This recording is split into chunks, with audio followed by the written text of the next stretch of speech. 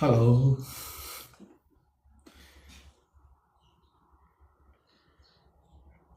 မတွေ့တာကြတော့မင်္ဂလာပါဗျာ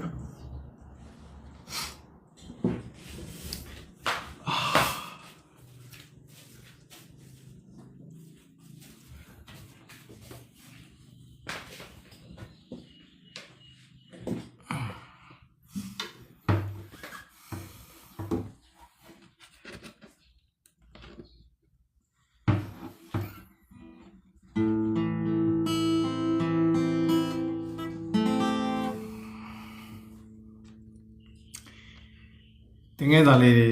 နည်းနည်းပြောချင်တယ်ဟိုတနေ့ကတာမေးထားတဲ့ဟာလေးတွေဖြေဖို့အတွက်လုံနေကြပါပြီဒါပေမဲ့လည်းကျွန်တော်စိတ်မပါတဲ့အချိန်ဖြစ်နေလို့စိတ်နည်းနည်းလေးရှုပ်နေတော့ညတော့လဲကျွန်တော်တို့ဘက်တွေမှာစပြီးတော့တုံတိုင်းနဲ့ထုနေတာတညာလုံးအဲ့လိုကိုမပြောင်းလူက trauma ရှိတယ်အဲ့အတန်နေကြရဲ့အဲ့တုံတိုင်းနဲ့အတန်ကြရဲ့အဲ့လိုမရတဲ့ trauma ရှိတယ်အဲ့တော့ဟိုတနေ့ကမေးထားတယ်တမေးတာလေတစ်ချက်ပြောချင်တယ် democracy နဲ့ပတ်သက်ပြီးသိချင်တယ်ဆို democracy နဲ့ပတ်သက်ပြီးကျွန်တော်နည်းနည်းပြောချင်တာရှိတယ်အဲ့ဒါ democracy ဆိုတာကGreek ဘာသာစကားလာတော့ democracy Greek ဘာသာစကားလာတယ်နှစ်မျိုးခွဲကြည့်လိုက်ပေါ့ demos နဲ့ kratein နဲ့နှစ်ခုခွဲကြည့်လိုက်အဲ့တော့လိုက်နားထောင်တဲ့ကလေးတွေမှတ်လို့ရပါတယ် demos ဆိုတာကတော့ပြည်သူပြောခြင်းဖြစ်တဲ့ the people kratein ကတော့ to govern အုပ်ချုပ်ရေးပေါ့democracy ဆိုတာပြည်သူ့အုပ်ချုပ်ရေးလို့အဓိပ္ပာယ်ရတယ်ဆိုတော့ဘာဖြစ်လို့ democracy ကိုအတန်းနဲ့တောင်းနေရလဲဆိုတာနည်းနည်းပြောကြည့်အောင်လိုက်နာထောင်လို့ရပါတယ်ကျွန်တော်ဒီနေ့နည်းနည်းစာကြောင်းနည်းနည်းပြောပါမယ်democracy ဆိုရင်လူထုကနေပြီးတော့ထောက်ခံထားတဲ့လူထုရဲ့အစိုးရရှိရတယ်public legitimacy ရထားတဲ့လူထုအစိုးရရှိရတယ်။နောက်တစ်ခုကအဲ့ဒီအစိုးရကလူထုကိုတာဝန်ခံတဲ့အစိုးရဖြစ်ရတယ်။နောက်ကအဲ့ဒီအစိုးရကလူထုအတွက်အစိုးရဖြစ်ရတယ်။ပြန်ပြောမယ်နော်။ democracy ပြန်ပြောမယ် democracy demos နဲ့ kratein သုံး krato တက်တယ်လို့ပြောပါပြဿနာမရှိ demos ဆိုတာကပြည်သူ the people kratein ဆိုတာကto govern ပေါ့အဲ့တော့အုပ်ချုပ်ရေးပေါ့ democracy ကိုအရှိကရိုးလေးပြန်မယ်ဆိုရင်ပြည်သူ့အုပ်ချုပ်ရေးလို့ခေါ်တော့နံပါတ်1နံပါတ် democracy မှာ democracy လို့ပြောလိုက်တာနဲ့ democracy ဒီပြည်သူကနေရွေးချယ်တင်မြှောက်ထားတဲ့အစိုးရရှိရမယ်ပြီးရင်အဲ့အစိုးရဒီပြည်သူကိုတာဝန်ခံတဲ့အစိုးရဖြစ်ရတယ်ပြည်သူဆိုလူထုနော်လူထုကိုတာဝန်ခံတဲ့အစိုးရဖြစ်ရမယ်။နောက်ပြည်သူအတွက်အစိုးရဖြစ်ရမယ်။ပြောမယ်နော်။ပြည်သူကနေရွေးချယ်တင်မြှောက်ခြင်းခံရတဲ့ပြည်သူရဲ့ရွေးချယ်တင်မြှောက်ခြင်းကိုခံရတဲ့ public legitimacy ရထားတဲ့အစိုးရဖြစ်ရတယ်။ government အဲ့ဒီအစိုးရဒီပြည်သူလူထုကိုတာဝန်ခံရတယ်။အဲ့ဒီအစိုးရဒီပြည်သူလူထုအတွက်ပဲဖြစ်ရတယ်။ဘယ်သူတမှမဖြစ်အောင်။အဲ့တော့အမေရိကန်သမ္မတAbraham Lincoln ကြားဘူးပါလိမ့်မယ် Abraham Lincoln 1863မှာ Abraham Lincoln ကသူပြောခဲ့တဲ့စကားလေးတစ်ခုရှိတယ် Democracy နဲ့ပတ်သက်ပြီး Abraham Lincoln 1863မှာပြောခဲ့တဲ့စကားတစ်ခုရှိတယ်ပြည်သူတို့အတွက်ပြည်သူတို့ကိုယ်တိုင်ရွေးချယ်သောပြည်သူအစိုးရ Abraham Lincoln ပြောခဲ့တဲ့စကားလေးပါ1863ပြည်သူတို့အတွက်ပြည်သူတို့ကိုယ်တိုင်ရွေးချယ်သောပြည်သူအစိုးရဤလိုဆိုရင် government of the people by the people for the people ကြားဘူးမှာပါဒါ Abraham Lincoln ဖွင့်ဆိုခဲ့democracy ဆိုတာနဲ့ကျွန်တော်သိနေပါရှစ်တွေအချက်3ချက်ရှိမယ်ပြည်သူကနေရွေးချယ်တင်မြှောက်လိုက်တဲ့ အစိုးရပြည်သူကနေရွေးချယ်တင်မြှောက်ခြင်းခံရတဲ့အစိုးရရှင်အဲ့အစိုးရဒီပြည်သူတာဝန်ခံရမယ်ပြည်သူအတွက်ပဲဖြစ်ရမယ်အဲ့အဗရာဟမ်လင်ကိုလည်းပြောခဲ့တဲ့စကားတစ်ခုရှိတယ် government of the people by the people for the people အဲ့တော့ပြည်သူအတွက်အစိုးရရှိရမယ်ပြည်သူကိုယ်တိုင်ရွေးချယ်တဲ့ပြည်သူအစိုးရလည်းဖြစ်ရမယ်ဒါအဗရာဟမ်လင်ကိုပြောခဲ့တာပါအဲ့တော့နောက်ချက်ကကျွန်တော်တို့ကဒီ democracy မှာကျွန်တော်ဟိုတနေ့ကပြောခဲ့တဲ့စကားတစ်ခုရှိတယ် individual right ဟိုအရင်တခါမှတ်မိလားမသိကျွန်တော်ပြောခဲ့ individual right ဆိုတာရှိတယ် individual right ဆိုတာဘာပြောလဲဆိုတာဟိုဆိုဗျာကျွန်တော်ဒီလွတ်လပ်စွာပြောဆိုခွင့်လွတ်လပ်စွာရေးသားခွင့်လွတ်လပ်စွာစီယုံခွင့်လွတ်လပ်စွာကိုးကွယ်ခွင့်တို့ကိုရှိရမယ်လို့လဲလို့ချင်တယ်လွတ်လပ်စွာပြောဆိုခွင့်လွတ်လပ်စွာရေးသားခွင့်လွတ်လပ်စွာစီယုံခွင့်လွတ်လပ်စွာကိုးကွယ်ခွင့်ရှိရတယ် individual right ဒီလိုမှမဟုတ်ဘဲနဲ့ကျွန်တော်ကဗဇက်ရှိရတဲ့မပြောရတဲ့ဘဝမျက်စိရှိရတဲ့မျက်စိပိတ်ထားတဲ့မမြင်နိုင်အောင်မမြင်ကြအောင်ဆောင်နေရတဲ့ဘဝနားရှိရတဲ့နားရှိပါလျက်နဲ့နားမကြားကြအောင်ဆောင်နေရတဲ့ဘဝကျွဲလိုနွားလိုစိတ်ခိုင်းပြီးမတရာရီသာစားရတဲ့ဘဝဒါမို့မလိုချင်ဘူးလိုချင်တာကလွတ်လပ်စွာပြောဆိုခွင့်လွတ်လပ်စွာရေးသားခွင့်လွတ်လပ်စွာစီယုံခွင့်လွတ်လပ်စွာအလုပ်လုပ်ခွင့်လွတ်လပ်စွာကိုးကွယ်ခွင့်ဒါတွေလိုချင်တယ်အဲ့ဒါကို individual right လို့ခေါ်တာဒါနဲ့မနော်အဲ့ကျွန်တော်စဉ်းစားကြည့်အောင်အဲ့ရှင်ချက်လေးပါလို့ကျွန်တော် comparison လုပ်ကြည့်အောင်မြန်မာနိုင်ငံတွင်းမှာရှိတဲ့လူတွေပါဇက်ရှိရနဲ့ပြောလို့ရလားမြန်မာနိုင်ငံတွင်းမှာရှိတဲ့လူတွေ individual right ရပါဇက်ရှိရနဲ့ပြောလို့ရတယ်ဘဝလားမျက်စိရှိရနဲ့မြင်လို့ရတယ်ဘဝလားနားရှိရနဲ့ရောကြားလို့ရတယ်ဘဝလားလူပီပီသားသားနဲ့လုတ်ကန်စားတော့နိုင်တဲ့ဘဝလားဒါမှမဟုတ်ကျွဲနွားတွေလို့ခိုင်းတာလို့ကျွေးတာစားဘဝနဲ့ကျွံဘဝနဲ့နေရတာအဲ့တော့ democracy ဆိုတာထပ်ပြောမယ်ဒိုင်းလူညီမှုရှိရတယ်လွတ်လပ်မှုရှိရတယ်ဥပဒေရဲ့ကာကွယ်ပေးမှုတွေရှိရတယ်လွတ်လပ်မှုဒိုင်းလူညီမှုဥပဒေရဲ့ကာကွယ်ပေးမှုရှိရတယ်အသက်ရှင်ခွင့်ရှိရတယ်ပိုင်ဆိုင်မှုတွေရှိရမယ်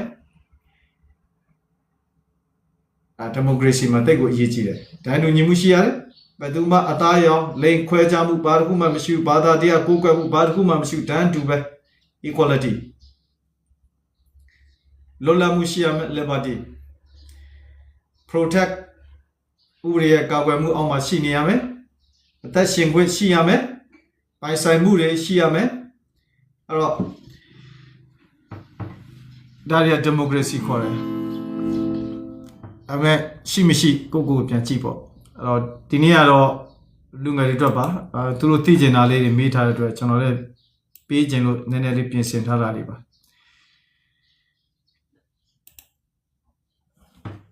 အဲ့တော့ဟိုတနေ့တယောက်မေးတာရှိတယ် election တခုရှိုံနဲ့မဲပေးလိုက်ယုံနဲ့ political opportunity ဖြစ်မဖြစ်ဆိုတော့မေးတာတခုရှိတယ်ပြန်ပြောမယ်အဲ့တော့နိုင်ငံရေးသိပ္ပံပညာရှင်တယောက်ရှိတယ်ဒါဆိုတာကြားဖို့ပါလိမ့်မယ်ဒါ concept ဒီ theory တခုရှိတယ်ပြောပြမယ်အရွယ်ရောက်ပြည်သူတိုင်းနဲ့နိုင်ငံသားတိုင်းမဲပေးခွင့်ရှိရတယ်အရွယ်ရောက်တဲ့16နှစ်ပြည့်ပြီးတဲ့နိုင်ငံသားတိုင်းမဲပေးခွင့်ရှိရတယ်ဒီမိုကရေစီနိုင်ငံတွေမှာ16နှစ်ပြည့်ပြီးတဲ့အရွယ်ရောက်တဲ့နိုင်ငံသားတိုင်းအစိုးရရုံးဌာနတွေမှာအလုပ်လုပ်ခွင့်ရွေးချယ်ပိုင်ခွင့်ရှိရတယ်နိုင်ငံရေးခေါင်းဆောင်တွေကလည်းမဲဆန္ဒနဲ့ voting system နဲ့ရွေးချယ်ရှင်ပြိုင်ခွင့်ရှိရတယ်ရွေးကောက်ပွဲတွေကလည်းတရားမျှတမှုရှိရတယ်ရွေးကောက်ပွဲသည်တရားမျှတမှုရှိရတယ်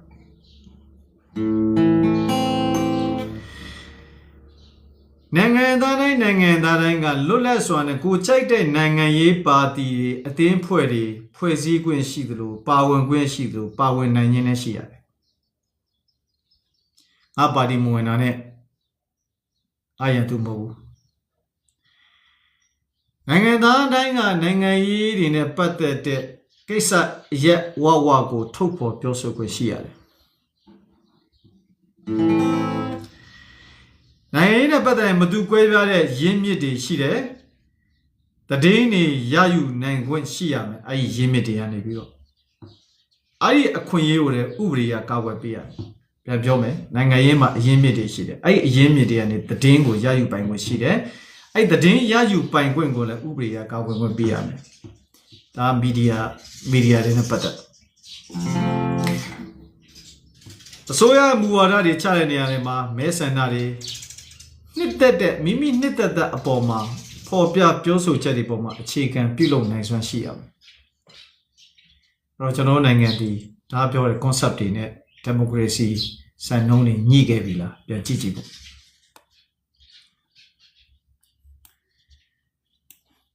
အဲ့တော့ဟိုတနေ့ကမိထားတဲ့ဟာပါ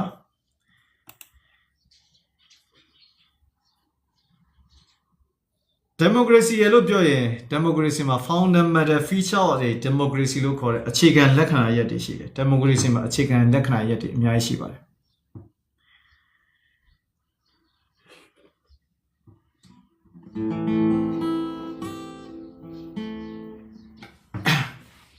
နံပါတ်1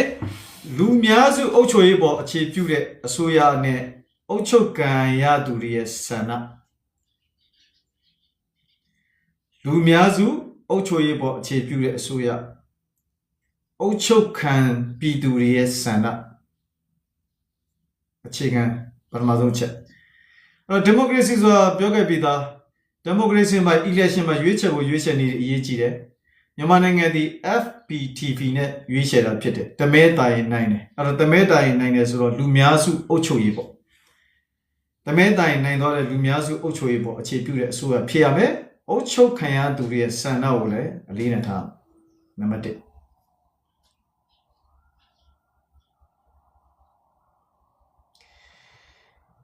နိုင်ငံရေးဘဝဝါဒ political pluralism ဆိုတာရှိရတယ်ပါတီစုံစနစ် multi party system တွေနောက်တစ်ခုဆိုတော့ပြောတယ်လွတ်လပ်မှုတရားမျှတမှုပုံမှန်ရွေးကောက်ပွဲတွေအများကြီးရှိရတယ်Constitution လို့ခေါ်တဲ့ဖွဲ့စည်းပုံအခြေခံဥပဒေအရပြဋ္ဌာန်းထားတဲ့အစိုးရအတွက်အခန့်အသတ်ရှိရတယ်။အစိုးရနဲ့ပြည်သူကြားထဲမှာ Constitution လို့ခေါ်တဲ့ဖွဲ့စည်းပုံအခြေခံဥပဒေနဲ့မင်းပါလို့မင်းတာဝန်ပါမင်းအခွင့်အရေးပါပြည်သူရဲ့တာဝန်ပါပြည်သူအခွင့်အရေးပါဆိုပြီးပေးထားတဲ့ Constitution ရအခန့်အသတ်ရှိရတယ်နောက်တစ်ခုက majority rule minority right လူများစုရဲ့အုပ်ချုပ်ရေးရှိရတယ်လို့လူနည်းစုအခွင့်အရေးလည်းရှိကိုရှိရတယ်။အဲ့တော့လူများတယ်ဥပမာဆိုကြပါတော့ democracy မှာလူရ1000ရှိတယ်900နဲ့တမဲနဲ့ democracy နီးရနိုင်သွားတယ်အာဏာရသွားတယ်900တမဲနဲ့နိုင်တယ်အဲ့တော့499မဲနဲ့ရှုံးခဲ့တဲ့လူတွေရှိတယ်အဲ့တော့900တမဲလေးနဲ့နိုင်သွားတာနဲ့တမဲလေးတာယုံနိုင်တာနဲ့ငါတို့ကတော့အာဏာရပြီငါတို့လှုပ်ချင်ရလှုပ်လို့ရပြီဆိုပြီးလှုပ်လို့ရတာ democracy မဟုတ်ဘူး majority rule ချိန်သေးတယ်လူများစုအုပ်ချုပ်ရေးရှိရမယ် majority rule ရှိရမယ်တိုးတော်လည်းပြီဆိုတော့ရှုံးခဲ့တဲ့လူနည်းစုတွေရဲ့အခွင့်အရေးကိုလည်းပဲလေးစားလိုက်နာရတယ် minority right လည်းရှိရတယ်ဘယ်တော့မှမမြင်democracy ပဲ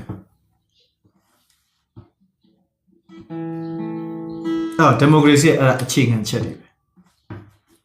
ပါတီစုံစနစ်တွေရှိရမယ်နိုင်ငံရေးဘူဝါဒရှိရမယ်လွတ်လပ်မယ်တရားမျှတမယ်ပုံမှန်ရွေးကောက်ပွဲတွေရှိရမယ်9နှစ်ချင်းပုံမှန်ရွေးကောက်ပွဲတွေရှိရမယ်အစိုးရနဲ့ပြည်သူကြားမှာဖွဲ့စည်းပုံအခြေခံအရကန့်သတ်ထားတဲ့ separation of power ရှိရမယ် Federal ကိုသွားမယ်ဆိုရင် division of power တွေပါရမယ်ဒါတွေရှိနေရတယ်အဲ့တော့တရားဥပဒေရဲ့စိုးမိုးမှုနဲ့ဥပဒေရှေ့မှောက်မှာဒန်းတူညီမှုတွေရှိရမယ် အဲ့တော့တရားဥပဒေစိုးမိုးမှုနဲ့ဥပဒေရဲ့ရှေ့မှောက်မှာဒန်းတူညီမျှမှုရှိရမယ်ကဲစဉ်းစားကြည့်တရားဥပဒေရှေ့မှာတရားဥပဒေစိုးမိုးမှုရှိရမယ်ဥပဒေရဲ့ရှေ့မှောက်မှာဒန်းတူညီမျှမှုရှိရမယ်ရှိလားမရှိဘူးလဲပြန်စဉ်းစားကြည့်မြန်မာနိုင်ငံအဲ့တော့ rules of law equality before the law ရှိမရှိပြန်စဉ်းစားကြည့်အောင်မြန်မာနိုင်ငံမှာတရားဥပဒေစိုးမိုးမှု rules of law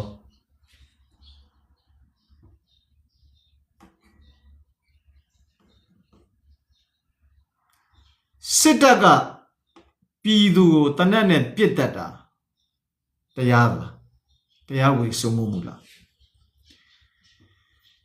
အပြစ်သက်ခံတဲ့ပြည်သူတွေရောဒီစစ်တပ်ကိုဘာတွေစော်ကားထားတာရှိတယ်လဲ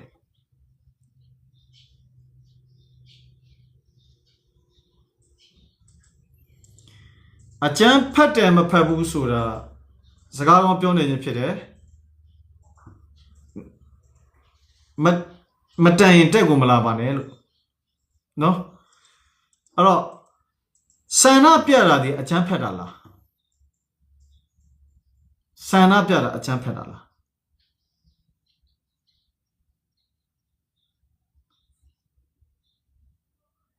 ဒီမိုကရေစီရဲ့စံနှုန်းအရာကလွတ်လပ်စွာပြောဆိုခွင့်လွတ်လပ်စွာထုတ်ဖော်ဆန္ဒပြခွင့်ရှိကိုရှိရတယ်အဲ့တော့မင်းမသိရင်ဒိုးလိုက်တော့ညီလေးအဲ့တော့မင်းဒီတဲ့ကိုမလာပါနဲ့ငါပြောနေတာကလေးတွေပြောနေခြင်းဖြစ်တယ်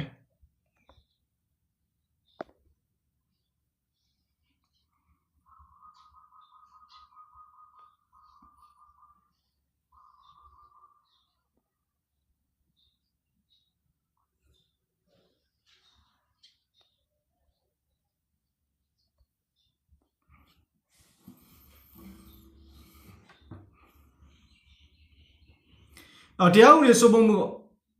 စကားကောင်းပြောရဲနည်းနည်းလေးဒီတကယ်ဘာကောင်းနေမှမသိတယ်လေလား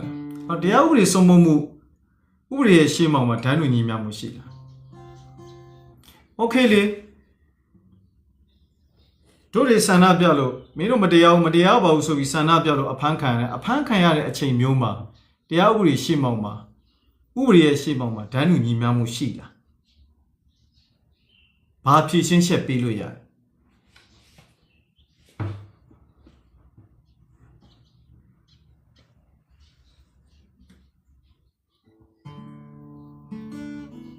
ဒါပဲအဲ့တော့ဒီမိုကရေစီရဲ့အခြေခံချက်တွေနဲ့ဘာတစ်ခုနဲ့မှငါတို့နိုင်ငံကိုင်ကြလို့မရှိဘူး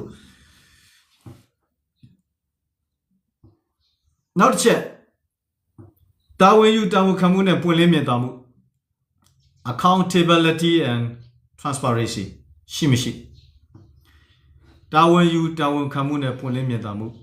မြန်မာနိုင်ငံတာဝန်ယူတာဝန်ခံမှုပွင့်လင်းမြင်သာမှု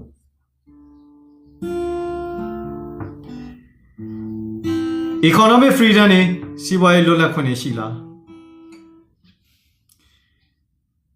အခြေခံလူခွင့်ရေးတွေကိုလေးစားနိုင်မှုရှိရလားဆိုတော့ပြောပြီးသား freedom of expression freedom of association freedom of religion ဘာတွေရှိလဲလွတ်လပ်စွာပြောဆိုခွင့်လွတ်လပ်စွာအသင်းပင်ဖွဲ့စည်းခွင့်ဘာသာရေးလွတ်လပ်ခွင့်ဘာတခုတွေရှိတယ်ဘာရှိလဲမြန်မာနိုင်ငံမှာဘာရှိလဲအဲ့တော့ပါတီဆိုစနစ်ကိုသွားဖို့လုပ်နေတဲ့အချိန်ဒီမိုကရေစီကိုကောင်းကောင်းကြီးခြေချဖို့လုပ်နေတဲ့အချိန်ဒီမိုကရေစီကိုအမြင့်တွယ်ဖို့အတွက်ကြိုးစားနေတဲ့အချိန်မျိုးမှာပဲအမြင့်ကိုဆွဲနှုတ်မတရားကိုလုပ်လိုက်ကြတာဒီမိုကရေစီရဲ့အရာသာဒီကောင်တွေမခံစားရတာလည်းမပြောနဲ့ဒီမိုကရေစီဆိုနားကိုမလဲတာဟုတ်ဒီမှာပြောကြည့်သည်တိနေတဲ့လူတိနေလာပြီးနားမထောင်ပါနဲ့မတိတဲ့ကလေးတွေကိုပြောခြင်းဖြစ်တယ်အတိနေလာကိုမနားမထောင်နဲ့တော့အဲ့တော့မြန်မာနိုင်ငံမှာအဆိုးဆုံးကတော့ဒီအဆိုးဆုံး fundamental feature of a democracy မှာဘာတွေပြဿနာရှိလဲဆိုတော့ accountability and responsibility နောက် transparency ကတိတ်ကိုအရေးကြီးတယ်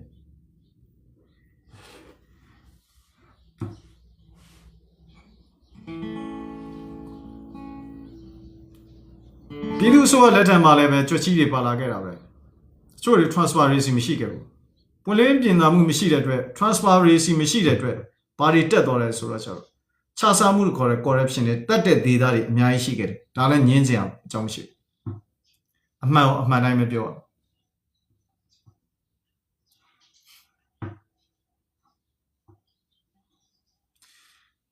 လူရဆိုပေါ်ဆိုပြောဆိုခွင့် expression တင်ပြပါခွင့် association လူရဆိုဘာသာရေးအကိုးကွယ်ခွင့်နေရှိရလားရှိဘူးရှိလည်းမရှိခဲ့ပါဘူးအဲ့ဆိုရင် democracy ဆိုတဲ့စနစ်မှာဘာတွေရှိတယ်ဆိုရင်အခု GD တင်နေတဲ့ကလေးတွေလည်းတော်တော်များများသိပါလိမ့်မယ် GD တင်တဲ့ကလေးတွေလည်းဒါတွေသိပါလိမ့်မယ် types of government ရှိတယ်အစိုးရအမျိုးအစားတွေအများကြီးရှိတယ်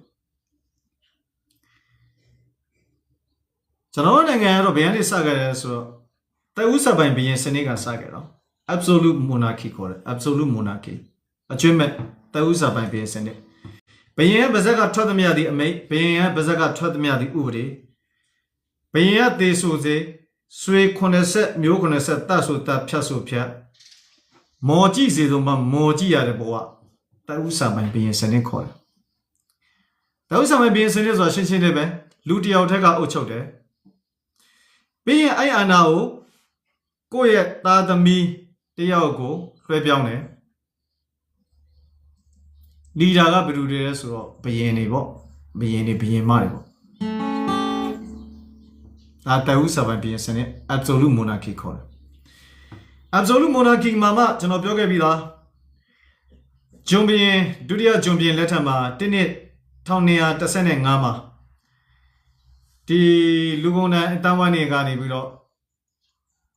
ငါတို့တော့တဦးစပိုင်ဘယင်စနစ်ကိုမကြိုက်တော့ဘူးအဲ့တော့မင်းစီမင်းကဘီစနစ်ကိုဆင်းဆိုပြီးဘာလို့ဆို constitutional monarchy ခေါ်တယ်စီမင်းကဘီစနစ်ကိုအဖြစ်ဖြစ်ရှော့ချလာအဲ့တော့ monarchy မှာလည်း2မျိုးရှိတယ် absolute monarchy နဲ့ constitutional monarchy 2မျိုးရှိတယ် absolute monarchy ကတော့တဦးစာပဲဘီစနစ် constitutional monarchy ကတော့စီမင်းကဘီစနစ်ဖြစ်တယ်ဘယင်မကတော့ရှိတယ်တိုးတော်လည်းပဲဘယင်မရဲ့အာဏာကအကန့်အသတ်နဲ့သာပိုင်တယ်ဖွဲ့စည်းပုံအခြေခံဥပဒေမှာတရားဝင်ပြဋ္ဌာန်းပေးထားတယ်နိုင်ငံရေးဆိုင်ရာဆုံးဖြတ်ချက်အများစုကိုပြည်သူကနေရွေးချယ်တင်မြှောက်လိုက်တဲ့အစိုးရတွေကပဲလှုပ်ဆောင်တယ်အဲ့ဒါစီမင်းကပြည်စနစ်ခေါ်တယ်ပြန်ပြောမယ် absolute monarchy ဆိုတာတဦးစပိုင်ပြည်စနစ်တဦးစပိုင်ပြည်စနစ်ကကျွန်တော်တို့အစဉ်ဆက်အများကြီးကြုံခဲ့ရတဲ့မြန်မာနိုင်ငံမှာကြုံခဲ့ရတဲ့စနစ်တဦးတည်းပဲပိုင်တယ်တဦးတည်းရဲ့ဗဇက်ကထွက်သမျှဥပဒေပဲဗဇက်ကထွက်သမျှအမိန့်ပဲဗဇက်ကထွက်သမျှတရားပဲတော့ဘီမအုပ်စိုးတယ်နောက်တစ်ခုကလွှဲရတဲ့နေရာမျိုးမှာဘယ်သူ့မှသစိမ့်တင်စားမလွှဲရဘူးအင်းရှိဆန်ထားပြီးတော့တာသမီးဒီလိုမျိုးလွှဲရတာပဲဘယ်သူမှအာဏာမပေးဘူးအဲ့ဒီအနေမှာတပြည့်ပြည့်စဉ်းစားလာတဲ့နောက်မှာ constitutional monarchy ဆိုတာကစီမင်းကဘီစနစ်ကိုရောက်တယ်စီမင်းကဘီစနစ်ဆိုခြင်းကတော့ဘီယင်မရဲ့လို့တော့ရှိတယ်တိုးတော်လဲပဲ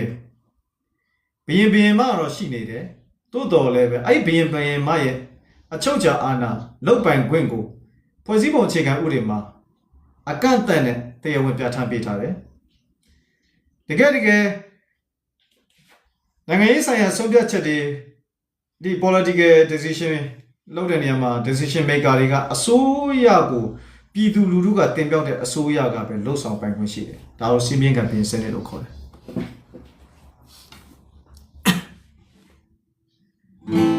နောက်တစ်ခုက republic တွေသမ္မတနိုင်ငံတွေဘယင်မရှိဘူးဘယင်မရှိဘူး republic မှာကပြည်သူကသာအုပ်ချုပ်တယ်ရွေးချယ်တင်မြှောက်ခံရတဲ့အစိုးရ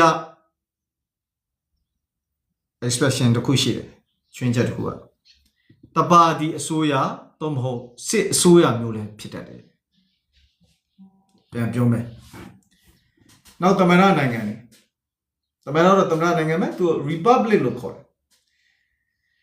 သမ္မတနိုင်ငံမှာဘယင်မရှိဘူး ပြည်သူများကအုပ်ချုပ်တယ်ဒါပေမဲ့ရွေးချယ်တင်မြှောက်ခံရတဲ့အစိုးရရှိတယ်ဘလို့အစိုးရလဲဆိုတော့တပါတီအစိုးရ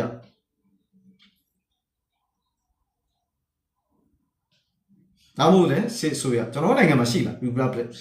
ရှိလားမြန်မာနိုင်ငံမှာ Republic ရှိလား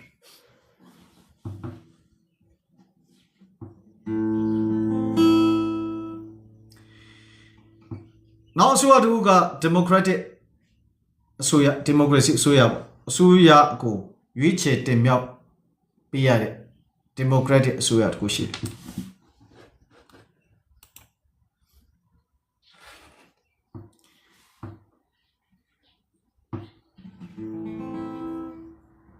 democracy ဆိုမှလည်းသမ္မတအုပ်ချုပ်တဲ့ presidential democracy နိုင်ငံရဲ့ခေါင်းဆောင်နိုင်ငံရဲ့ပြည်သူပြည်သားတွေရွေးချယ်တင်မြှောက်ရတယ်တိုးတော်လည်းပဲဘယ်သူရှိတယ်ဆိုတော့ခေါင်းဆောင်ပြီးသမ္မတဖြစ်တယ် presidential democracy လို့ခေါ်တယ်နောက်တစ်ခုက parliament democracy အစိုးရလို့ရှိတယ် parliamentary democracy နိုင်ငံသားတွေကပြည်သူတွေကိုလွတ်တော်အတွက်နိုင်ငံသားတွေရဲ့မိပဲဒီပြည်သူတွေကနေပြီးတော့လွတ်တော်အတွက်ဒီ MP လို့ခေါ်တဲ့အရွေးချယ်ခံတွေကိုမဲပေးပြီးရွေးချယ်လိုက်တော့ပြီးရင်လွတ်တော်တဲ့လွတ်တော်ပေါ့လွတ်တော်တွေရောက်ရင်လွတ်တော်တွေကမှဝင်ကြီးချုပ်ရွေးရပေါ့ဒီနည်းနဲ့ပေါ့အဲ့တော့လွတ်တော်ထဲမှာအနိုင်ရတဲ့ပါတီမဲအများဆုံးအနိုင်ရတဲ့ပါတီကခေါင်းဆောင်ကဝင်ကြီးချုပ်ဖြစ်တယ်အဲ့ဒါကို parliamentary democracy ခေါ်တယ်democracy ရဲ့အုပ်ချုပ်ပုံမှာလည်းနှစ်ခုရှိတယ် democracy အစိုးရမှာလည်း presidential democracy နဲ့ parliamentary democracy ရှိတယ်ဒီကြားထဲမှာ hybrid လို့ခေါ်တဲ့ presidential နဲ့ parliamentary democracy နဲ့ရောပြီးတော့အုပ်ချုပ်တဲ့ရောဆက်အုပ်ချုပ်မှုလို့ခေါ်တဲ့ hybrid government တွေလည်းရှိတယ်ဥပမာဆိုရပါသမ္မတလည်းရှိတယ်ဝန်ကြီးချုပ်လည်းရှိတယ်အစိုးရမျိုးတွေလည်းရှိတယ်နောက်တစ်ခုကတော့စစ်အစိုးရပေါ့ military regime စစ်တပ်အကြီးအကဲကအုပ်ချုပ်တာပေါ့နောက်တစ်ခုကတော့ dictatorship လို့ခေါ်တဲ့အာဏာရှင်အစိုးရပေါ့ဒါတွေက democracy မှာသိနေရမယ်တိုက်ဆော့ government တွေဖြစ်တယ်ကျွန်တော်နိုင်ငံဒီကျွန်တော်တို့နိုင်ငံရဲ့ democracy အုပ်ချုပ်ရေးအစိုးရစနစ်ကိုတစ်ချက်ပြန်ကြည့်ကြအောင်ကျွန်တော်တို့ဘာနဲ့အုပ်ချုပ်ခဲ့တဲ့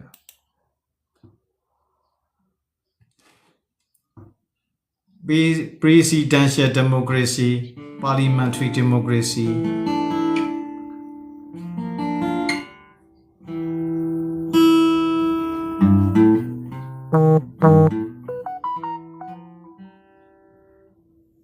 လွတ်လပ်ရေးရပြီးတဲ့အချိန်မှာဘာနဲ့အုပ်ချုပ်ခဲ့တဲ့တဲ့မြန်မာနိုင်ငံ1948လွတ်လပ်ရေးရတဲ့အချိန်မှာ democracy အုပ်ချုပ်ရေးဘယ် democracy အုပ်ချုပ်ရေးနဲ့အုပ်ချုပ်ခဲ့တဲ့တဲ့ presidential democracy ဝါတော့မဟုတ် parliamentary democracy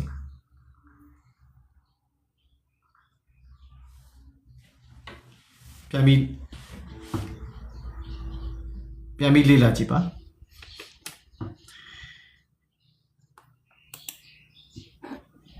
democracy နှမျိုးတော့သိပြီးသားမလား democracy မှာနှမျိုးရှိတာသိပြီးသားပါ direct democracy နဲ့ representative democracy ဆိုပြီးနှမျိုးရှိတယ်အဲ့တော့ direct democracy ကတော့ပေါ်ခဲ့တာတော့ဂရိနိုင်ငံအီသင်မြို့ AD 900စုနှစ်လောက်မှာစတင်ခဲ့တယ်ဒါတော့သမိုင်းနေရောက်AD 900စုလောက်မှာဂရိနိုင်ငံအီသင်မြို့မှာစတင်ခဲ့တယ်နောက် democracy တစ်မျိုး representative democracy ကိုယ်စားပြု democracy ကိုယ်စားပြု democracy မှာတော့စောစောပြောတဲ့အုပ်ချုပ်ရေးစနစ်နှမျိုးရှိမယ် presidential democracy သမ္မတဦးဆောင်တဲ့ democracy ရှိသလို parliamentary democracy parliament ကနေဝန်ကြီးချုပ်ဦးဆောင်တဲ့ democracy ရှိတယ်နောက်တစ်ခုကျွန်တော်စောစောလေးထည့်ပြောသွားတာ hybrid လို့ခေါ်တဲ့ dual democracy ပေါင်းစပ် democracy သမ္မတလည်းရှိသလိုဝန်ကြီးချုပ်လည်းရှိတဲ့ democracy ကိုယ်စားပြု democracy ဆိုရင်၃မျိုးအုပ်ချုပ်နည်း၃မျိုးရှိတယ် presidential democracy ဆိုတော့ကျင်းနေတဲ့သမ္မတအုပ်ချုပ်တဲ့ democracy စနစ်ပေါ့ parliamentary democracy ဆိုရင်လွှတ်တော်ထဲမှာဝန်ကြီးချုပ်ကိုရွေးတယ်ဝန်ကြီးချုပ်တည်တဲ့အနိုင်ရပါတီကမဲအများဆုံးရတဲ့အနိုင်ရပါတီကခေါင်းဆောင်ဖြစ်တယ်အဲ့ဒါကို parliamentary democracy ခေါ်တယ်ဒီကြားထဲမှာ hybrid သုံးဖို့ dual ကြိုက်တယ်လို့ခေါ်နှစ်မျိုးပေါင်းစပ်ပြီးသုံးတဲ့ Yosef democracy ပေါင်းစပ် democracy ဆိုတာရှိတယ်အဲ့ဒါကြတော့စောစော parliamentaryဒီ presidential democracy နဲ့ parliamentary democracy ကိုပေါင်းထားတာပေါ့ဝန်ကြီးချုပ်နဲ့သမ္မတနဲ့ပေါင်းပြီးတော့အုပ်ချုပ်တဲ့စနစ်ရှိတယ်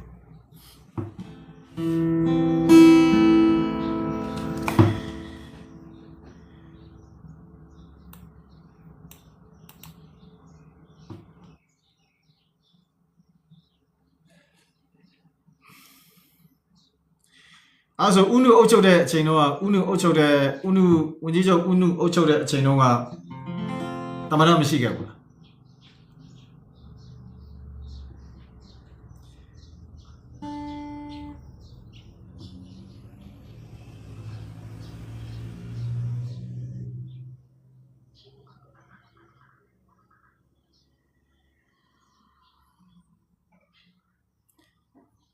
ဆက်ရွှေတိုက်ကြဘူးလား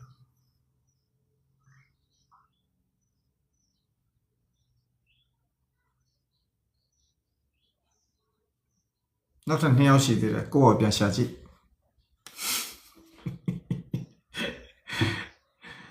democracy ဆိုရင်အရေးကြီးဆုံးမန်နိုင်ဘယ်နေရာရှိလို့ democracy ဆိုအရေးကြီးဆုံးမန်နိုင်ဘယ်နေရာရှိလို့မန်နိုင်ဘယ်နေရာရှိလို့မန်တိုင်းဘယ်နေရာရှိလို့ branch လို့ခေါ်တယ်မန်တိုင်းဘယ်နေရာရှိလို့ခဏပြောနေရလေမကြဘူးလားဥပဒေပြုရေးမန်တိုင်းအုပ်ချုပ်ရေးမန်တိုင်းတရားစီရင်မန်တိုင်းနောက်ပြီးစတုဒ္ဓမန်တိုင်းဆိုပြီးတော့မီဒီယာကိုတော့မစတုဒ္ဓမန်တိုင်းဆိုပြီးတော့ထည့်ထားသေးတာအဲ့တော့ democracy မှာအရေးကြီးဆုံးကတော့ legislative လို့ခေါ်တဲ့အုပ်ချုပ်ရေးဥပဒေပြုရေး executive အုပ်ချုပ်ရေး legislative judiciary ဒီ branch 3ခုရှိပါတယ်ဥပဒေပြုရေးအုပ်ချုပ်ရေးတရားစီရင်3ခုရှိမယ်အဲ့ဒီ3ခုလုံးကလည်းပဲဘယ်သူမှအာဏာပို့ပြီးရှိတာမရှိဘူးအုပ်ချုပ်ရေးကိုလည်းပဲဥပဒေပြုရေးကနေ check and balance လုပ်တယ်တရားစီရင်ရေးကိုလည်းပဲဥပဒေပြုရေး check and balance လုပ်တော့တစ်ခုနဲ့တစ်ခုအပြန်အလှန်တောက်ကန်ထားတယ်ဥပဒေကထိန်းချုပ်မှုရှိတယ်ဒါတော့ဒီပြီးသားပါဒါတော့ပြောတယ်ဘယ်လိုပါ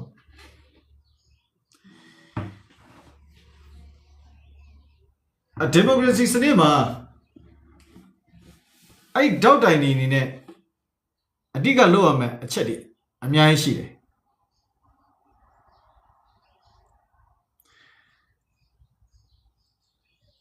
ဘာလဲပ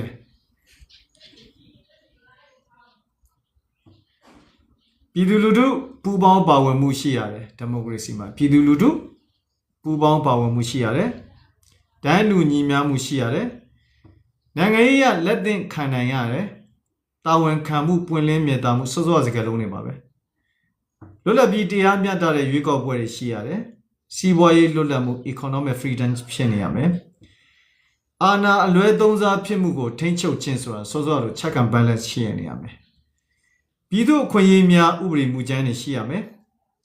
ရွေးကောက်ပွဲတဲ့ရလဒ်ကိုလက်သင့်ခံရတယ်ဒီမိုကရေစီတကယ်အရေးကြီးတဲ့တောက်တိုင်နေရွေးကောက်ပွဲရလဒ်ကိုလက်သင့်ခံရတယ်လူခွင့်ရေးတွေရှိရတယ်ပါတီစုံဒီမိုကရေစီပါတီစုံစနစ်ရှိရတယ်တရားဥပဒေစိုးမိုးမှုရှိရတယ်ရှိမရှိရကိုပေါ့စဉ်းစား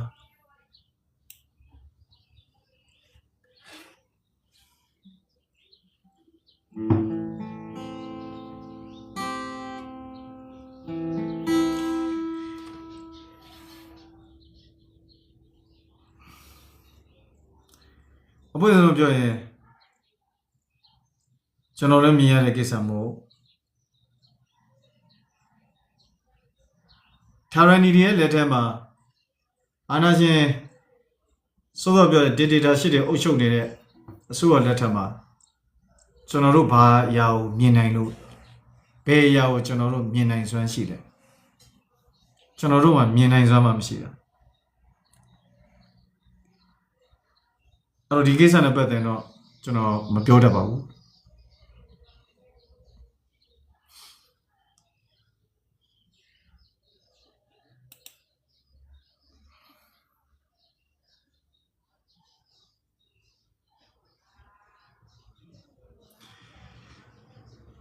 အဲ့တော့နိုင်ငံရေးအကြောင်းနည်းနည်းပြောမယ်ဆိုပြမယ်နိုင်ငံရေးအကြောင်းနည်းနည်းပြောမယ်နိုင်ငံရေးမှာကသူ့ရဲ့ရေဘူးရအတိတ်ပဲဖွင့်ဆိုချက်တွေရှိသလိုအခြေခံသဘောတဘာဝတွေရှိတယ်နိုင်ငံရေးရဲ့ရေဘူးရအတိတ်ပဲဖွင့်ဆိုချက်တွေရှိတယ်အခြေခံသဘောတဘာဝတွေရှိတယ်အဲ့တော့နံပါတ်1ကနိုင်ငံရေးမှာကတိတ်ရေးကြည့်တဲ့အချက်ကအမြင်သဘောသားအယူဆကွဲလွဲမှုရှိတယ်ငင်းခုန်ဆွေးနွေးမှုတွေရှိတယ်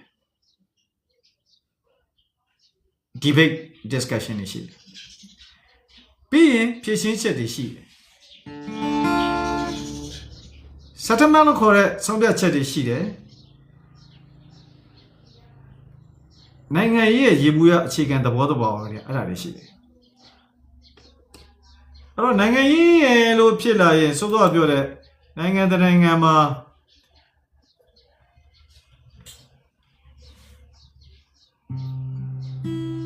ဘာလို့ပြောရင်ကောင်းမလဲဆိုတော့ခဏကြည့်မယ်နော်တိတ်များနေတဲ့ဟုံမှာဆိုတယ်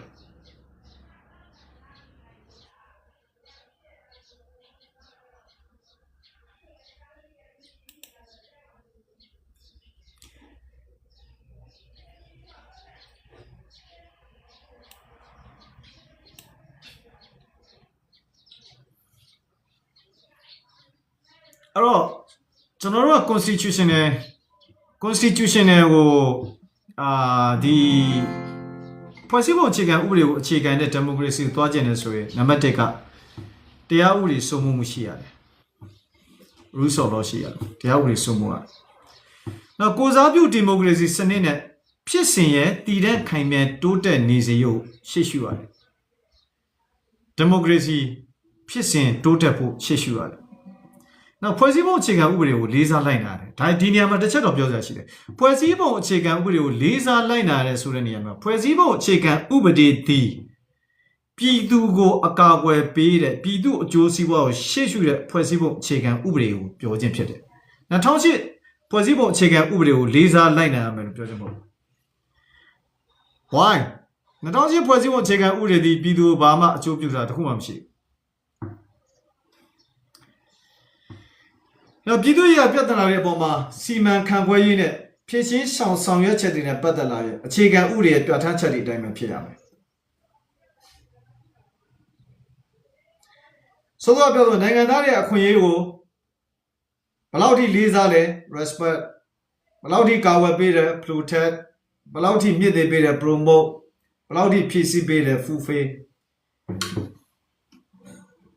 ဒါဒီမိုကရေစီအစိုးရရဲ့သွင်ပြင်လက္ခဏာတွေပဲနောက်အုပ်ချုပ်ရေးအာဏာနိုင်ငံရေးအင်အားစုတွေတစ်ခုကနေအခြားတစ်ခုကိုပြောင်းတဲ့နေရာမျိုးဒါမှမဟုတ်နိုင်ငံခေါင်းဆောင်တစ်ခုကနေအခြားတစ်ခေါင်းဆောင်တစ်ခုကိုပဲဥပမာပြဒီရွေးကောက်ပွဲနဲ့နောက်ရွေးကောက်ပွဲမှာကိုမနိုင်တော့ဆိုရင်အာဏာလွှဲပြောင်းပေးရချင်အဲ့လိုလွှဲပြောင်းတဲ့နေရာမျိုးတွေမှာငြိမ်းချမ်းစွာနုညံ့ပျော်ပြောင်းတဲ့နည်းတွေနဲ့လွှဲပြောင်းပေးရတယ်အာဏာဆိုတော့အမြဲတမ်းကိုရနေတာမဟုတ်ဘူးလေရွေးကောက်ပွဲက9နှစ်ချိန်ပုံမှန်လုပ်နေကြဆိုရင်9နှစ်ချိန်အတွင်းမှာမင်းများတဲ့လူကနိုင်ပါဘူးနိုင်တဲ့အစိုးရကိုအာဏာပေးရမှာမဟုတ်ဘူးလားအဲ့လိုအာဏာပေးတဲ့နေရာမျိုးမှာလည်းပဲကြီးကြီးပြူပြူပေးရတယ်လို့ပြောချင်တာကြီးကြီးပြူပြူပေးရတယ်ဟဲ့လား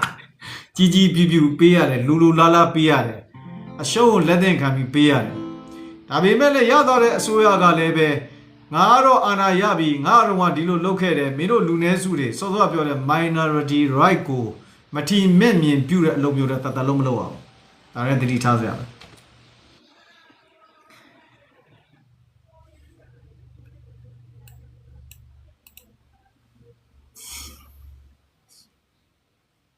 နိုင်ငံရေးနဲ့ဒီနေ့ကတော့ဒီမိုကရေစီကိုနည်းနည်းရှင်းပြချင်တာလည်းပါပါတယ်အဲ့တော့ဂျန်တဲ့ဟာတွေကတော့ တိတ်တော့ပြောကြလို့ပါဒါပေမဲ့နောက်တစ်ခုပြောစရာရှိတယ်နိုင်ငံရေးမှာကာချာတွေရှိတယ်ဆိုတာနိုင်ငံရေးတလေအမျိုးအစားတွေရှိတယ်နိုင်ငံရေးကာချာ political ကာချာတွေရှိတယ်အဲ့သုံးချက်တော့သိအောင်မှတ်ထားစမ်းပါနိုင်ငံရေးမှာကာချာ၃ခုရှိတယ်ကျွန်တော်ခဏပြောတဲ့အထက်မှာလည်းပါတယ် parochial culture subject culture participant culture parochial culture ဆိုတော့အနေဆုံးနိုင်ငံရေးရည်ချိန်ပေါ့ဗျာလှုပ်ရှားတက်ကြမှုနိုင်ငံရေးမှာလှုပ်ရှားတက်ကြမှုမရှိဘူးစိတ်ပါဝင်စားမှုနည်းတယ်အဲ့လိုနိုင်ငံရေး delay parochial culture လို့ခေါ်တယ်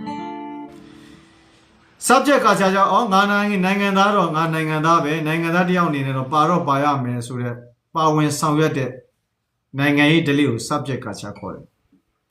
participant culture ကြအဲ့လိုမဟုတ်တော့ debate လို့ခေါ်တယ်တက်ကြွစွာပါဝင်တာနိုင်ငံရေးနဲ့ပတ်သက်လာရင်ငါတို့မပါလို့မရဘူးဆိုတဲ့စိတ်ဓာတ်မျိုးနဲ့ကိုပါတာ participant culture ခေါ်တယ်အဲ့တော့မြန်မာနိုင်ငံရဲ့ဒီဟိုတို့နည်းနည်းလေ့လာကြည့်အောင်ဖြစ်စဉ်တွေ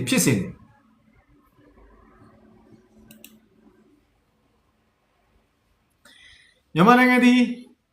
absolute monarchy လို့ခေါ်တဲ့တဦးစာပဲဘီရင်စနစ်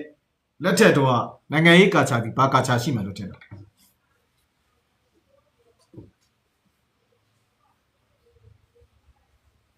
ညပြောပြီနိုင်ငံရေးကာချာ၃မျိုးရှိတယ် parochial ကာချာအနေဆုံးလေလက်ကာချာ subject အမြင့်ဆုံးကာချာ participant အဲ့တော့မြန်မာနိုင်ငံဒီabsolute monarchy လို့ခေါ်တဲ့တဦးစာပိုင်ဘီရင်စနစ်မျိုးမှာဘလို့နိုင်ငံရေးရည်ချိန်တွေရှိနေမယ်နိုင်ငံသားတွေက parochial မှာရှိတာပေါ့မော့မကြည့်နဲ့မော့ကြည့်တတ်ပဲဘီရင်မော့ကြည့်ဝင်မပြည့်မော့ကြည့်တတ်ပေါ့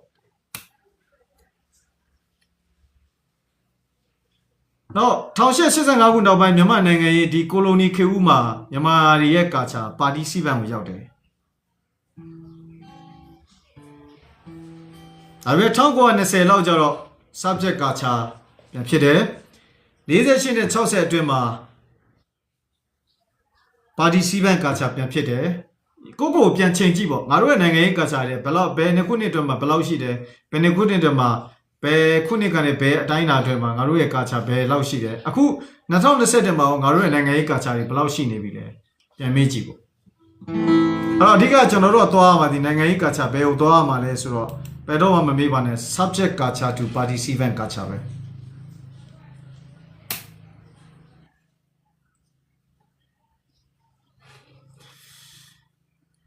ဒါတော့ဆိုရင်မေးတဲ့မေးခွန်းတွေပြည့်လောက်ပြီလို့ထင်ပါတယ်ရလောက်မယ်လို့လည်းထင်ပါတယ်တချို့ຢာတွေကြားရတယ်ကျွန်တော်သိပြီးတော့ဟိုဖြစ်မှာဆိုလို့ပါအဲ့တော့ပြန်တော့ရှာကြည့်ပါမယ်မတင်တာလည်းစာမတင်တာလည်းပွင့်လို့ပြောရင်2019ပေလောက်တည်း2026တိဆိုရင်9နှစ်လောက်ရှိပြီ6နှစ်9နှစ်ကျော်တော့တယ်မနေ့ပြန်ရှာပါတယ်ဒါတော့မှပဲ hard disk စေကြီးစုနဲ့ပြန်ရတာပါကိုလောက်ခဲ့သမျှဖတ်ခဲ့သမျှမှတ်ခဲ့သမျှသင်ခဲ့သမျှ sharing လုပ်ခဲ့သမျှအားလုံးကိုဒီ hard disk လေးထဲမှာတင်ထားတဲ့အကျိုးကျေးဇူးကြောင့်ပြန်ရတော့အဲ့တော့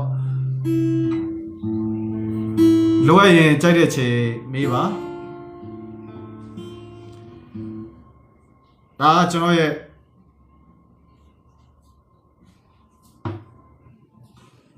personal brand ဖြစ်ပါတယ်ဘယ်တော့မှဆိုနိုင်ငံရေးအကြောင်းပဲပြောတော့နိုင်ငံရေးအကြောင်းပဲနိုင်ငံရေးကိုစာတင်တဲ့ပုံစံနဲ့ပြောမယ်ဆိုဘယ်တော့မှဆိုလက်လို့စပယ်မပြောတတ်ပါဘူး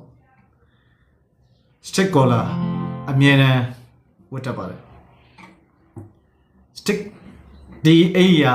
ကျွန်တော်အကြိုက်ဆုံးအိပါ stick collar ဘယ်တော့မြန်မာနိုင်ငံထဲမှာနေခဲ့တဲ့အချိန်တုန်းကဘယ်တော့ပဲလာတာ stick collar မျိုးစုံဝတ်ပါတယ်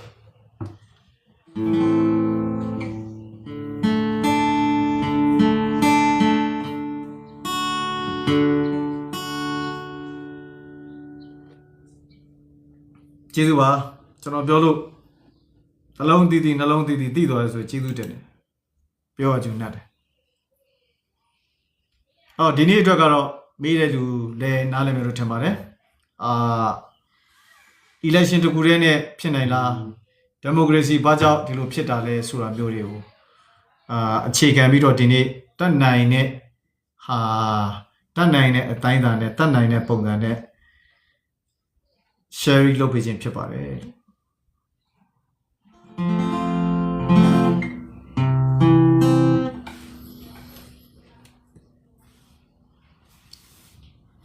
ကျန်တဲ့ဟာတွေကတော့စောင်းတွေပြဖတ်ပါမယ်ဒါပေမဲ့လည်းတပတ်စာပေးထားတာမပြည့်သေးတဲ့အတွက်ထပ်မပေးတာပါလာတော့တဲ့လူမှန်သမျှအကုန်လုံးကျွန်တော်စာအုပ်ပေးပါတယ်အဲ့တော့ကျွန်တော်တို့ပြန်ကြည့်အောင်လေစောစောလူတွေကိုကျွန်တော်အဖြစ်ရလို့တော့ကျွန်တော်မပြောဘူးဗျစောစောကျွန်တော်ထဲမှာလာပြီးတော့ကိုယ့်ကားလာမှတ်တဲ့လူတွေကျွန်တော်အပြည့်ရလို့မပြောဘူးသူတို့မှမသိတာကြီးသူတို့တကယ်မသိတာမသိလို့လည်းသူတို့ဘာလုပ်လဲခံနေရတာလေကျွန်တော်ပြောတာရှိတယ်ပါဇက်ရှိရနဲ့ပြောရဲတယ်လားပါဇက်ရှိရနဲ့ပြောလို့ရတဲ့ပြောလို့ရပြီဟမ်မင်းအောင်လည်းလက်ထပ်မှာပါဇက်ရှိရနဲ့ပါဇက်ရှိတယ်ပြောလို့ရတာဟဲ့မင်းအောင်လည်းမင်းကိုမကျေနပ်ဘူးကွာပြောလို့ရတာဟမ်ဟိုမှာအမေရိကန် USA လိုနေရာမျိုးမှာဒေါ်နယ်ထရန့်ကိုရုပ်ပုံကြီးလုပ်ပြီးနောက်ကနေကတော့ပဲဖင်ပိတ်ကန်လိုက်ပါရိုက်လိုက်လောက်လာမင်းအောင်လည်းရုပ်ပုံလုပ်ပြီးတော့မြန်မာနိုင်ငံထဲမှာရရဲလား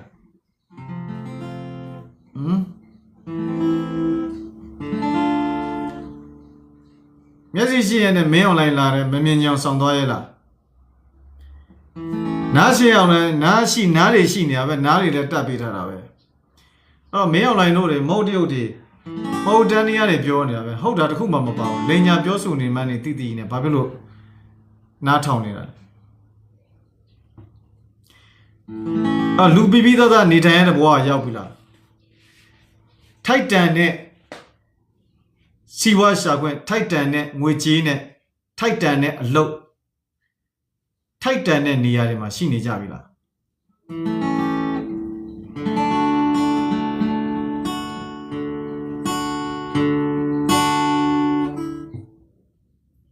ကျွန်တော်တို့ရှင်းတယ်ဒီမိုကရေစီဆိုတာလွတ်လပ်စွာပြောဆိုခွင့်ရှိရမယ်လွတ်လပ်စွာရေးသားခွင့်ရှိရမယ်လွတ်လပ်စွာစီရင်ခွင့်ရှိရမယ်လွတ်လပ်စွာကိုယ်ကွယ်ခွင့်ရှိရမယ်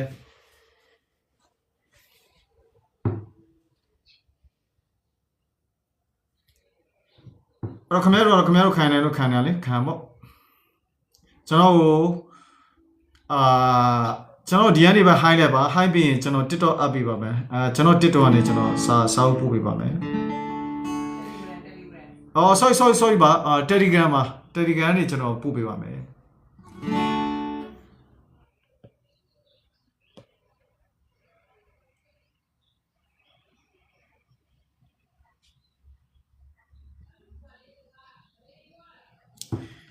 နည်းနည်းလေး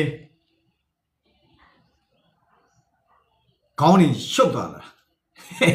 တချင်းဆိုပြရမလားဘာဆိုပြ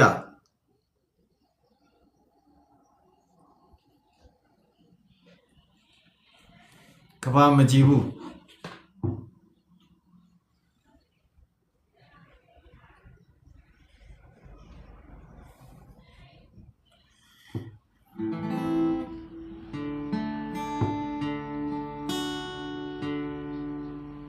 ကဘာမကြည့်ဘူးလားကဘာမကြည့်ဘူးอ่ะဆိုတော့ဆိုချင်တယ်ဒါမဲ့လေဒီချိန်မှာဆိုရတဲ့တိတ်နည်းနည်းလေးမပေါ့နေမလား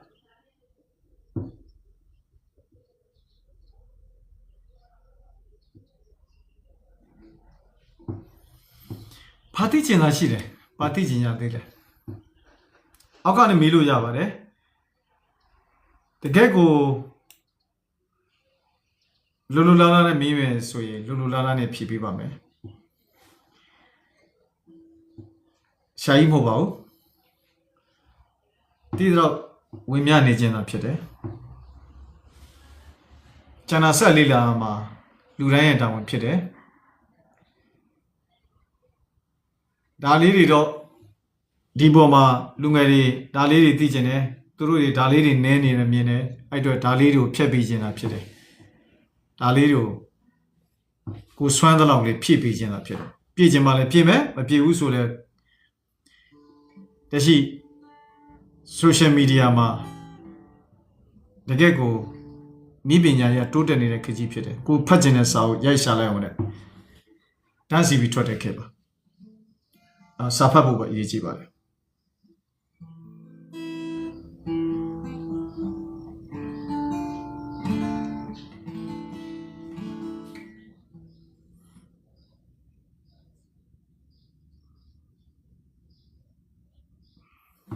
အေးလေကိုလုံးမကိုစားရဆိုတော့မှန်တော့ဗျာသိမှန်တဲ့စကားပေါ့အဲ့ဒါဆရာကြီးဦးအောင်တယ်လေဟိုဆရာကြီးဦးအောင်တယ်လားဆရာကြီးတခင်ကိုလုံးမလာပြီးပြောတာရှိတယ်ကိုလုံးမကိုစားတော့မှန်တော့ပေါ့ဒါမဲ့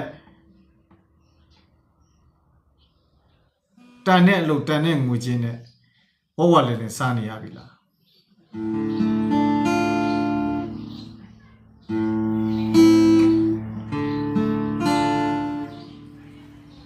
โอเคတို့မစီယုံနဲ့ပတ်သက်လာရင်စာအုပ်တော့ပို့ပြပါမယ်တို့မစီယုံ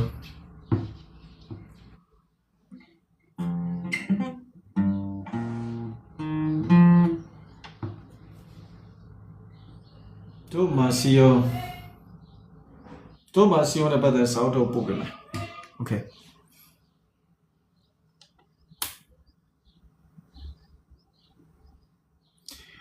ဒီနေ့နောက်ထောင်ပြရတဲ့အများကြီးကျေးဇူးတင်တယ်အခုကတော့မေးပေးတဲ့လူတွေကိုလည်းတကယ်ကျေးဇူးတင်တယ်ဘယ်လိုပဲပြောမေးပေးတဲ့လူတွေရှိလို့ကျွန်တော်လည်းစာပြန်ကြည့်ပြတာမေးတဲ့လူတွေမရှိဘူးဆိုရင်ကျွန်တော်လည်းဘေးထိုင်နေတဲ့ဘဝရောက်နေပြီအဲ့အတွက်မေးပေးတာအများကြီးကျေးဇူးတင်တယ်သမဂအဖွဲ့လေးကိုလာရအားပေးဝင်ရပေးပါဦးသမဂမင်္ဂလာပါဗျ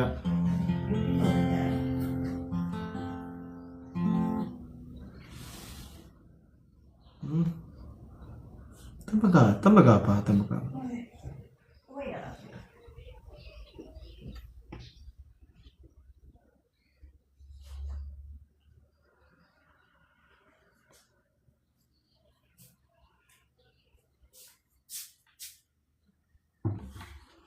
ပြောလာလို့လာကြည့်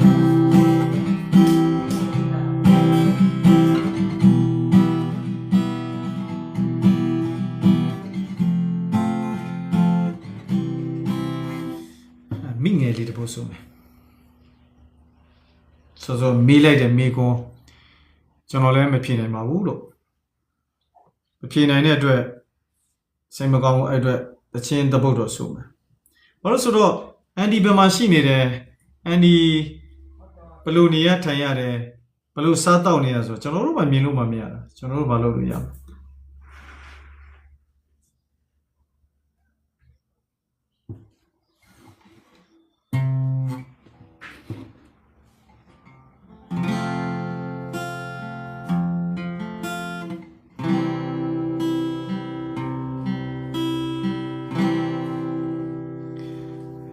နခေစီနေနောဝဲမလွင်မီဒီအောင်ကြီးရှေးရကကျူဆိုင်ပြီးမကြည်လင်ဓာတွေအမောင်ရိတ်တဲ့တိတ်ခဲကွယ်ကြာခင်ဆိုရင်မိုးလင်းနိုးထားတော့မယ်ဝေမောပြန်သားတဲ့ငါကလေးတွေစီမာစင်တဲ့ထောက်ကိုလာမယ်ဒီမင်္ဂလာချေတော်လန်တဲ့ဖက်မှာဒီမီလာပန်းရနေ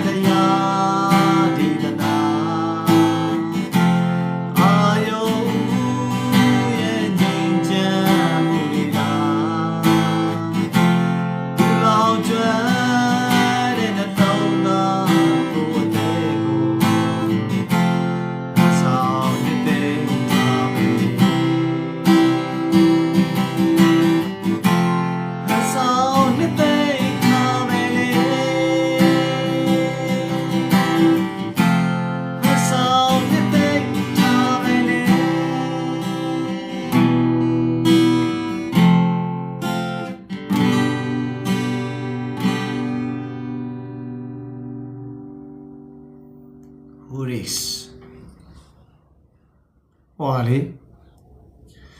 ကျွန်တော်တကယ်လို့နောက်နေ့တွေတပတ်ကိုနေ့လောက်ဒီက